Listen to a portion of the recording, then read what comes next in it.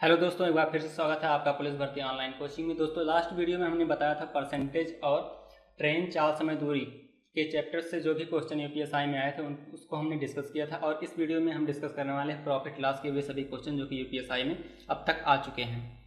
तो दोस्तों चलिए शुरू करते हैं। हमारा सबसे पहला क्वेश्चन है कि एक साड़ी व्यापारी साड़ियों के अंकित मूल्य पर 5% डिस्काउंट देकर प्रत्येक साड़ी को 266 रुपये में बेचता है। यदि उसने डिस्काउंट नहीं दिया होता तो उसे 12% का लाभ होता। प्रत्येक साड़ी का क्रय मूल्य ज्ञात कीजिए। तो इस क्वेश्चन में अंकित मूल्य की बात हो रही है, तो मैं आपको अंकित मूल्य से संबंधित थोड़ा सा एक कॉन्सेप्ट बता देता हूँ कि जैसे मान लीजिए जब अंकित मूल्य दिया होता है तो हमारे पास तीन चीज़ें होती हैं। एक तो क्रय मूल्य, एक तो अंकित मूल्य जिसे हम मार्क प्राइस कहते हैं, और एक तो सेलिंग प्राइस यानी कि विक्रय मूल्य। कोई भी दुकानदार जिस रेट पर किसी भी सामान को खरीद के लाता है वो हमारा क्रय मूल्य होता है। उसके बाद मान लीजिए कुछ रुपए में सामान खरीदता तो है दुकानदार, मान लीजिए 100 रुपये में खरीदा, लेकिन अंकित मूल्य क्या करता है, उस क्रय मूल्य से कुछ रुपया बढ़ा के लिखता है। मान लीजिए हमारा 20 रुपया बढ़ा के 20% बढ़ा के लिखा तो 120 रुपया लिख देता है, ठीक है। लेकिन जब उसको बेचता है तो अंकित मूल्य पर कुछ परसेंट की छूट देकर बेचता है, ठीक है। तो अंकित मूल्य पर अगर मान लीजिए वो 10% की छूट देता है, ठीक है, तो कितने में बेच देगा, 108 रुपये में बेच देगा। तब भी उसको जो है 8 रुपये का फायदा यानी कि लाभ होता है, ठीक है, 8 रुपये का लाभ होता है, यानी कुछ परसेंट उसको लाभ होगा। तो इसमें यही चीज़ है कि क्रय मूल्य, अंकित मूल्य और विक्रय मूल्य होता है, और जो छूट दी जाती है वो हमें अंकित मूल्य पर दी जाती है। हमेशा छूट अंकित मूल्य पर ही दी जाती है। तो प्रश्न देख लेते हैं। जिससे सीपी हमारा हो गया, मार्क प्राइस हो गया और विक्रय मूल्य हो गया। कह रहा है कि अंकित मूल्य पर 5% डिस्काउंट देकर, यानी अंकित मूल्य पर छूट देता है 5% की डिस्काउंट देकर साड़ी 266 रुपये में बेचता है। तो बेचा कितने में, 266 रुपये में। कह रहा है यदि उसने डिस्काउंट नहीं दिया होता तो 12% का लाभ होता है। यानी कि जो अंकित मूल्य है वो क्रय मूल्य का कितना है, 112% है।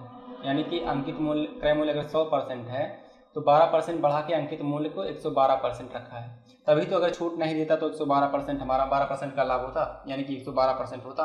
तो अब हम लोग को क्या करना है कि क्रय मूल्य ज्ञात करना है। तो क्रय मूल्य ज्ञात करने के लिए हम लोग क्या करते हैं कि हमें 266 रुपया जो है, ठीक है, 266 रुपया हमारा क्या है, इस अंकित मूल्य का 95% है। तो ये है कितना, 95%। और हमें इसका अगर मार्क प्राइस ज्ञात करना है तो मतलब इसका 100% ज्ञात करना है। ये 95% है, इसका 100% ज्ञात करना है, तो हम लोग ऊपर लिखते हैं 100, ठीक है। अब ये जो आई टोटल, ये हो गया हमारा अंकित मूल्य यानी मार्क प्राइस। अब ये जो मार्क प्राइस है ये हमारा कितना है, अंकित क्रय मूल्य का 112% है, ठीक है। तो ये है 112%, और हमें निकालना कितना है, क्रय मूल्य निकालना है तो 100% निकालना है, यानी ऊपर रखेंगे 100। अब इसे हम लोग हल करेंगे तो हमारा क्रय मूल्य आ जाएगा। तो CP बराबर, जब इसे हम लोग हल करेंगे तो हमारा आएगा 250 रुपये, ठीक है। तो इस तरह से हमारा इसका ऑप्शन नंबर D सही हो जाएगा। अगला प्रश्न है, एक व्यक्ति ने 90 घड़ियां खरीदी। इनमें से 40 घड़ियां 10% लाभ तथा 50 घड़ियां 20% लाभ पर बेच दी। यदि वह सभी घड़ियां 15% लाभ पर बेचता तो उसे 40 रुपये कम मिलते। प्रत्येक घड़ी का क्रय मूल्य कितना है, ठीक है। तो हम लोग क्या करते हैं कि 90 घड़ियां खरीदी, हम लोग मान लेते हैं कि एक घड़ी का क्रय मूल्य कितना है, 1 रुपया, ठीक है। तो 90 घड़ी का क्रय मूल्य कितना हो जाएगा, 90 रुपया, ठीक है। तो मानते हैं हमारे पास 90 घड़ियां हैं, यानी 90 रुपये की हैं, जिसमें से उसने 40 घड़ियां जो हैं वो बेच दी हैं कितने पर, 10% लाभ पर, यानी वो कितने में बेच देगा, 44 रुपये में बेच देगा, ठीक है। 10%, 40 का 10% 4 होगा तो 44 रुपये में बेचेगा। इसी प्रकार 50 घड़ियां बेचा है वो 20% लाभ पर, तो 50 का 20% जब लाभ लेकर बेचेगा तो वो बेच देगा उसे 60 रुपये में, क्योंकि ऐसे निकालते हैं 50 का 20% अगर निकाला जाए तो 50 × 20/100 तो 20 × 2500, 5 दाम में 10, यानी कि 10 रुपया एक्स्ट्रा लेगा तो 50 + 10 60 रुपये, ठीक है। तो इस तरह से उसने जो टोटल बेचा वो कितने रुपए में बेचा, 6 4 10 और 4 14, 104 रुपये में उसने टोटल बेचा, ठीक है। जब अलग अलग डिस्काउंट देकर बेचा तो उसने 104 रुपये में बेचा।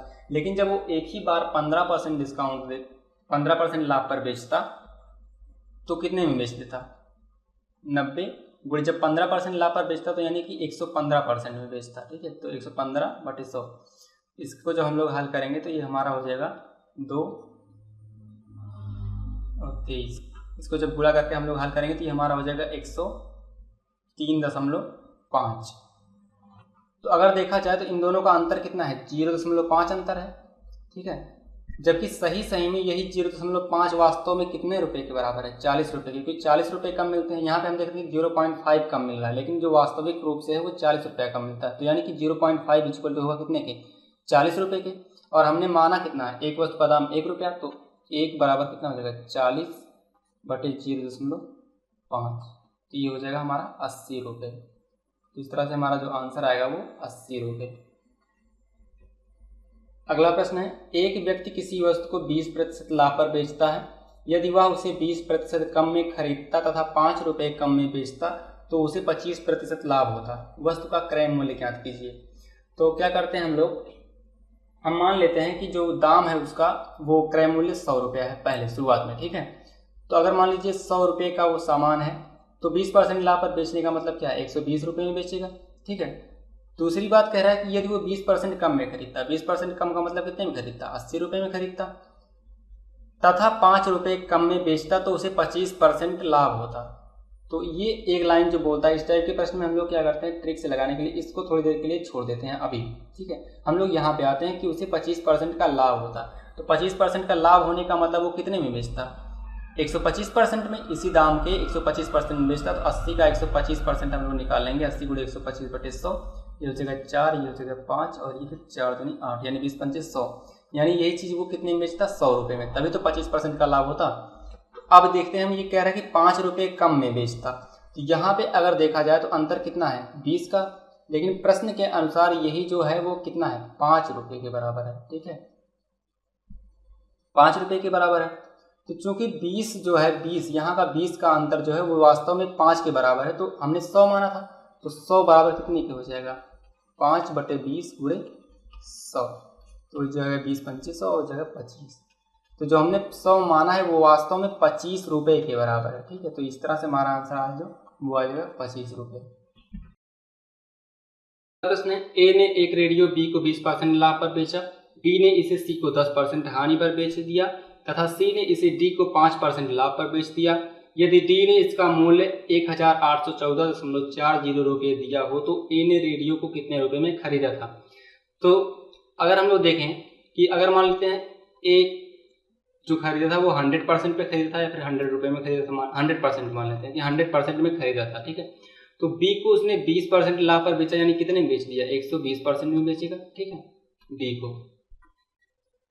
उसके बाद बी क्या कर रहा है, सी को 10% हानि पर बेच रहा है। तो 120 का 10% यानी कि 12, ठीक है।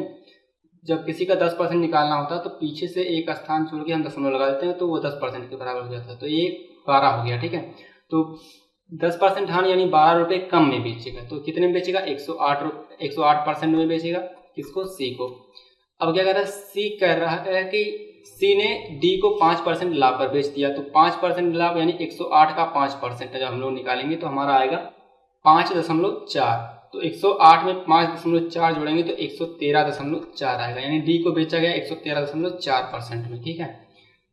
कह रहा है कि यदि डी ने इसका मूल्य 1814.40 रुपया दिया हो तो चूंकि डी ने जो मूल्य दिया है वो 113.4% के लिए दिया है, तो 113.4% बराबर हो जाएगा 1814.40 की, ठीक है।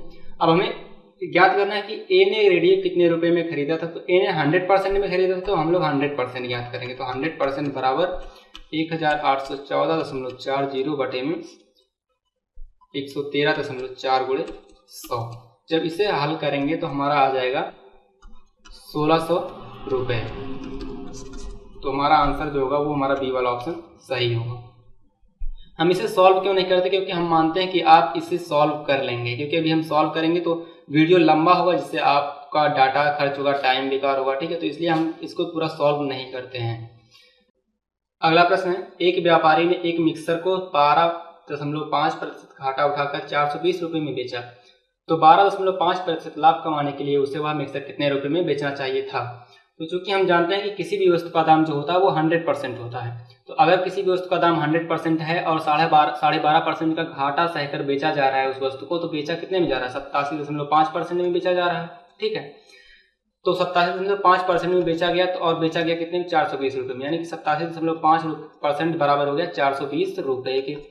अगली बात कह रहा है 12.5% लाभ कमाने के लिए वह मिक्सर कितने में बेचना होगा। तो 12.5% लाभ कमाने के लिए उसको 112.5% पर बेचना होगा।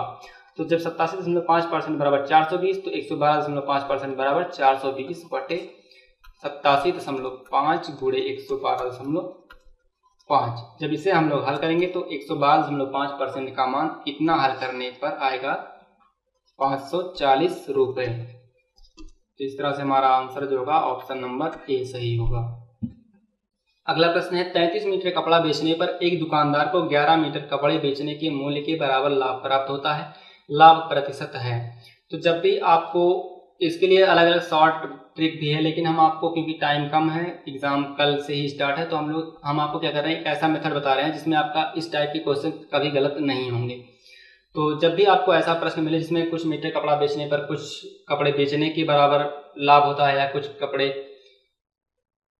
खरीदने के बराबर लाभ होता है या हानि होता है, इस टाइप के प्रश्न जितने भी मिले, तो हम लोग सबसे पहले क्या करते हैं कि ये देखते हैं कि क्या दिया है। जैसे सबसे पहले दिया है कि यहाँ पे लाभ प्राप्त होता है, ये चीज़ हम देखते हैं, लाभ प्राप्त होता है कि हानि प्राप्त होता है। तो जब लाभ प्राप्त होता है तो हम लोग सीधे सीधे इसका सूत्र लिखते हैं, प्रॉफिट यानी लाभ बराबर क्या होता है, SP माइनस CP। अब इसमें क्या करते हैं कि जो चीज़ें इस प्रश्न में दी गई हैं वही चीज़ हम यहाँ पे रखते हैं। जैसे 33 मीटर कपड़ा बेचने पर तो बेचा कितना जा रहा है, 33 मीटर, यानी SP ऑफ 33 यानी 33 मीटर कपड़ा बेचा जा रहा है। तो एक दुकानदार को 11 मीटर कपड़े बेचने के मूल्य के बराबर लाभ के स्थान पर हम लोग क्या रखेंगे, 11 मीटर कपड़े बेचने के बराबर लाभ होता है। तो SP ऑफ 11 क्योंकि बेचने के बराबर ही लाभ हो रहा है हमको, ठीक है। तो अगर खरीदा है 33 तो इसके क्रय भी 33 किया रहा होगा, तो इसलिए हम लोग यहाँ पर भी 33 रखते हैं। मतलब जितना SP का मान रखते हैं उतना ही CP का मान रखते हैं हमेशा, बाकी चेंज यहीं पे होता है प्रॉफिट या लॉस में। अब हम लोग क्या करते हैं, इसको हल करते हैं। हल करने का मतलब SP को एक साथ और CP को एक अलग से। तो CP of 33 is equal to हो जाएगा SP ऑफ 33, जब इस तरफ जाएगा तो हो जाएगा 33 माइनस 11 यानी कि SP ऑफ 22।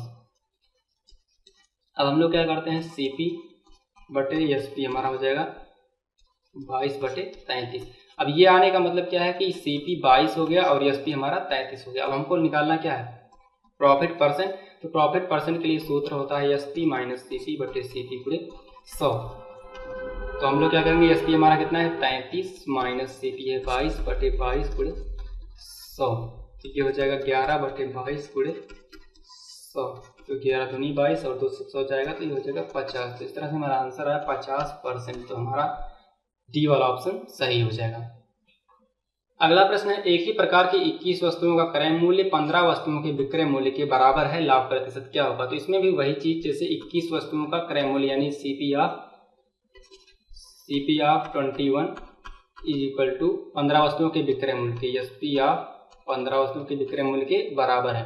तो इसमें भी CP बटे SP जब हम लोग करेंगे तो हो जाएगा हमारा 15 बटे 21, यानी कि SP हमारा 21 हो गया, CP हो गया 15। तो हमें निकालना क्या है, प्रॉफिट परसेंट। तो प्रॉफिट परसेंट बराबर SP माइनस CP यानी 21 माइनस 15 बटे CP यानी कि 15 गुणे 100। तो ये हो जाएगा हमारा 21 माइनस 15 यानी 6 बटे 15 गुणे 100। इसे जब हम लोग हल करेंगे तो हमारा आ जाएगा 40%। तो हमारा C वाला ऑप्शन इसमें सही हो जाएगा। तो दोस्तों ये थे टोटल क्वेश्चन प्रॉफिट और लॉस से जो कि UPSI परीक्षा में अब तक पूछे गए हैं। तो दोस्तों ये वीडियो आपको कैसा लगा हमें कमेंट करके जरूर बताएं। जब आप कमेंट करते हैं तो फिर हमें अच्छा लगता है, और वीडियो को लाइक भी जरूर कीजिए। कुछ लोग वीडियो को डिसलाइक करते हैं, मुझे समझ में नहीं आता डिसलाइक करने से क्या मिलता है उन्हें। वीडियो को डिसलाइक करने से मेरा तो कुछ नुकसान होने वाला है नहीं। अगर आपको लगता है कि मेरी वीडियो क्वालिटी में कोई दिक्कत है, कोई कमी है या फिर कोई और प्रॉब्लम है जिसकी वजह से आप वीडियो को डिसलाइक करते हैं, तो उससे अच्छा है कि आप कमेंट में हमें बताएं कि आप वीडियो को डिसलाइक क्यों कर रहे हैं, ताकि हम उसमें और भी सुधार कर सकें। ऐसे वीडियो को डिसलाइक करने से कोई फ़ायदा नहीं। तो उम्मीद करते हैं आगे से आप हमारी वीडियोज़ को लाइक करेंगे और हमें कमेंट करेंगे। तो आज की वीडियो में बस इतना ही। अगर आपने हमारा चैनल सब्सक्राइब नहीं किया है तो प्लीज़ आप हमारा यूट्यूब चैनल ज़रूर सब्सक्राइब कर लीजिए, क्योंकि हम आपके लिए बहुत ही हेल्पफुल वीडियोज़ लाते रहते हैं जो कि आपको सभी एग्ज़ाम्स के लिए बहुत ही हेल्पफुल होते हैं। तो आज के वीडियो में बस इतना ही। इस वीडियो को देखने के लिए आपका बहुत बहुत धन्यवाद। मिलते हैं नेक्स्ट वीडियो में, तब तक के लिए जय हिंद।